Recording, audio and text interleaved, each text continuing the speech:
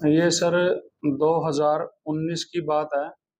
हमारी पुलिस चौकी third gate पहले थर्ड गेट पे होती थी, लक्की स्वीट हाउस के सामने। तो 4/11/2019 को रत्नावली का प्रोग्राम चल रहा था यूनिवर्सिटी के अंदर, जो ये हर साल नवंबर नवंबर में चलता है, हरियाणा दिवस पे।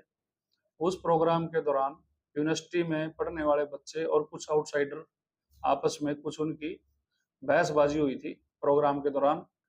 और उस बहसबाजी के बाद वो लोग देवीलाल नरहरी हॉस्टल के बाहर भी जाके आपस में छिटपुट उन्होंने झगड़ा किया था, मोटरसाइकिल का नुकसान किया था एक पक्ष ने दूसरे पक्ष की। और जिसका नुकसान हुआ था, जब वो पुलिस चौकी थर्ड गेट में कंप्लेंट करने के लिए आए, तो इतने में दूसरे ग्रुप ने 12 से 15 आदमियों ने एक साथ 2-3 गाड़ियों में इकट्ठे आके उन पे जानलेवा हमला किया था। गंडासियां वगैरह थी उनके पास, डंडे थे उनके पास, कैथल साइड के लड़के थे सारे। और तो मौका पे पुलिस मौजूद थी। मौका पे एक मुंशी था शाम को, रात को, एसपीओ बलविंदर सिंह। जब उसने देखा कि जो कंप्लेनेंट उनके पास आए हुए हैं तो दरखास्त देने के लिए, इतने में दूसरे पक्ष ने आके उनको मारना चाहा, तो वो लड़के अपनी जान बचाने के लिए चौकी के अंदर भागे। और जब मुंशी एसपीओ बलविंदर सिंह था, उसने तुरंत दरवाजा बंद करने की कोशिश की। इन लड़कों ने साफ तौर पे देख लिया था कि पुलिस बावर्दी ड्यूटी पे है, और उन लड़कों को बचाने के लिए आगे आके दरवाजा बंद करने लगी। फिर भी उन्होंने पुलिस के ऊपर भी वार किया, और जो कि वार दरवाजा बंद होने से अचानक दरवाजे पे लगा, खिड़कियों पे लगा, और वो जान से मारने की धमकी देके मौके से भाग गए थे। ये तो था मामला। इस मामले में 2 मुकदमे दर्ज हुए थे। एक तो पुलिस के ऊपर जानलेवा हमला, पुलिस चौकी के अंदर सरकारी प्रॉपर्टी को डैमेज किया था उन्होंने, और दूसरा मामला उन बच्चों की दरखास्त पे जिनके साथ इन्होंने मारपीट की थी। मुकदमा नंबर 510 डेटेड 5/11/19 और मुकदमा नंबर 511 डेटेड 5/11/19। जो 510 नंबर मुकदमा है उसमें 307 आईपीसी भी का भी अपराध हुआ था, जो पुलिस की ही स्टेटमेंट के ऊपर इन लोगों के खिलाफ दर्ज हुआ था। इस मुकदमा की तफ्तीश के दौरान अभी तक 11 आरोपियां दिलबाग बाड़ू, सुरेश चंदाना रोड, परवीन शक्तिनगर कैथल, परवीन कुतुब रोड कैथल, जगवीर उर्फ टीटू करोड़ा, कपिल देव सांपल खेड़ी, नसीब मंडी खुर्द, राहुल कलायत बाड़ू गांव का, रविंदर हरसोड़ा गांव का, रोहित उर्फ आरडीएक्स हरसोड़ा गांव का, अमित उर्फ नाथी तित्रम गांव का। ये 11 एक्यूज अभी तक गिरफ्तार किए जा चुके थे पुलिस के द्वारा। 6 साल पुराना मामला है, और इनके विरुद्ध चालान तैयार करके कोर्ट में दे दिया गया था। अब इसमें 3 आरोपी पेंडिंग थे। तो हमारे उच्च अधिकारियों